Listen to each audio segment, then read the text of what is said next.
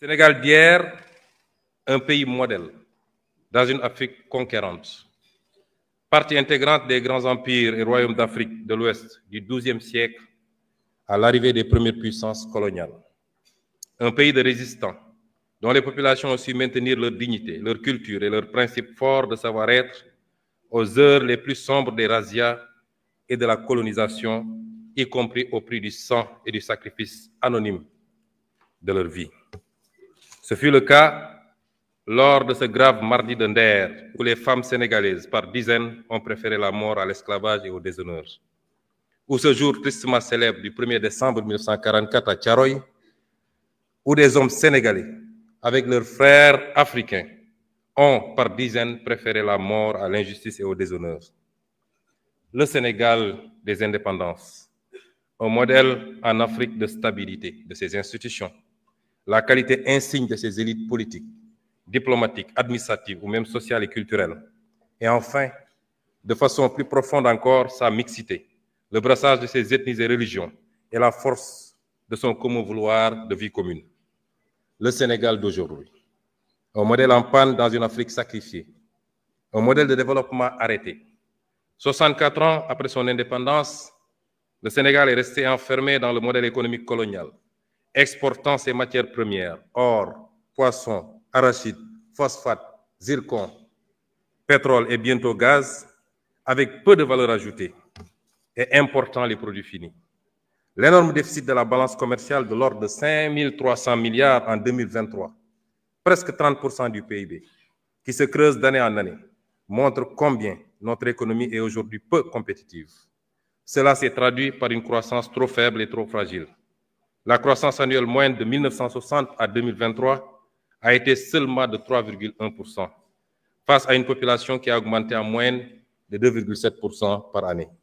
Le revenu réel par habitant n'a jamais décollé, et les Sénégalais sont aujourd'hui quasiment au même niveau de revenus qu'au moment de l'indépendance, voire plus pauvres, si l'on tient compte de toutes les richesses qui s'expatrient avec les revenus des investissements des groupes étrangers. Cette faible croissance est par ailleurs concentrée sur quelques zones du territoire, notamment le triangle Dakar-Thiès-Mbour.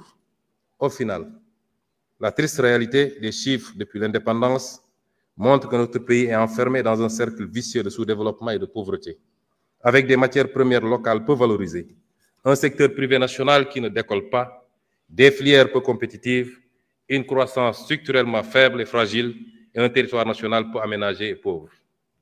Un modèle social en crise aiguë, avec notamment une jeunesse désabusée, sans perspective dans son propre pays. Chaque année, le nombre d'emplois formels créés est très largement inférieur au nombre de jeunes arrivant sur le marché du travail. Une justice où l'action de quelques-uns a fait perdre la confiance de presque tous.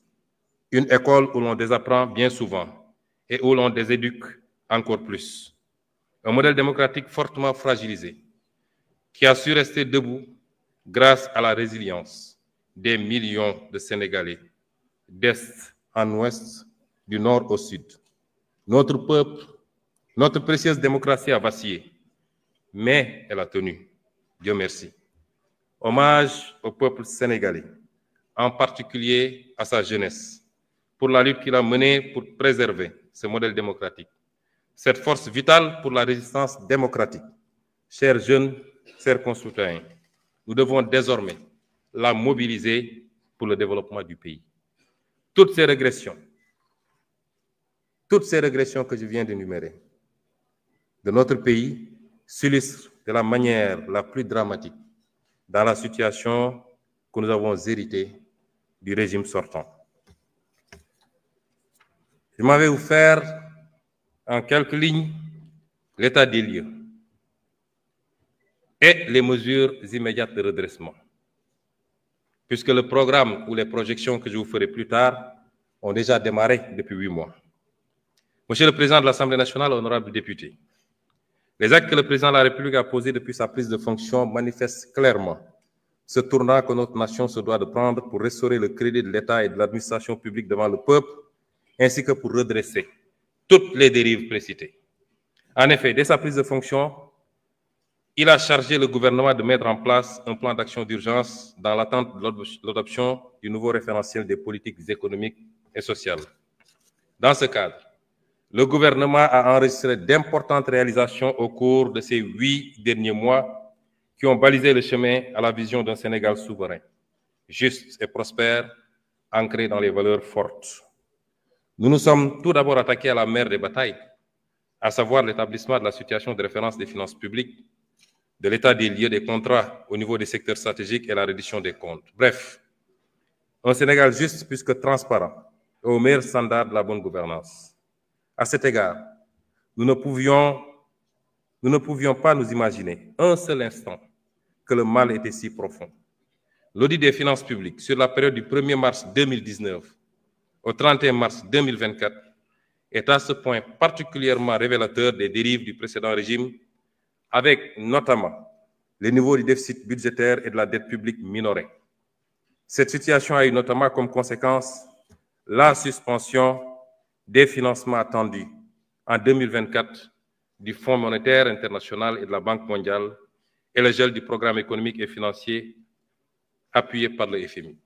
C'est le lieu, une fois de plus, de rendre hommage au président de la République, qui a préféré sacrifier à cet exercice de transparence plutôt que de démarrer son magistère dans le mensonge. Il nous est également apparu indispensable, dans l'environnement laxiste ayant prévalu durant le dernier régime, de procéder à la revue de tous les contrats signés dans les secteurs stratégiques, en vue de nous assurer de leur conformité à notre législation. Maximiser les retombées économiques et sociales pour notre pays et préserver les ressources pour les générations futures. Outre ces travaux, l'exigence de reddition des comptes a été étendue aux nombreux chantiers payés non achevés, les hôpitaux, les écoles et universités en construction, les maisons de la jeunesse, et j'en passe, aux soupçons de corruption, de surfacturation et de détournement de fonds dans des projets et sociétés d'État. Toujours dans ce registre, il a été procédé à l'audit des ressources humaines, trouvées sur place par les différents ministres à leur prise de fonction pour traquer tous les recrutements indus sous la forme de personnel contractuel. Pour donner une idée de l'ampleur des pratiques du régime précédent, le ministère en charge de la fonction publique a recensé environ 29 000 contractuels recrutés en marge de la réglementation en vigueur. De même, pour marquer une rupture nette dans le sens de la bonne gouvernance, le président de la République, le Premier ministre et l'ensemble des membres du gouvernement ont procédé à la déclaration de leur patrimoine dans les délais fixés. Enfin, de graves scandales ont été décelés dans la gestion foncière, qu'il s'agisse de l'occupation du domaine public maritime,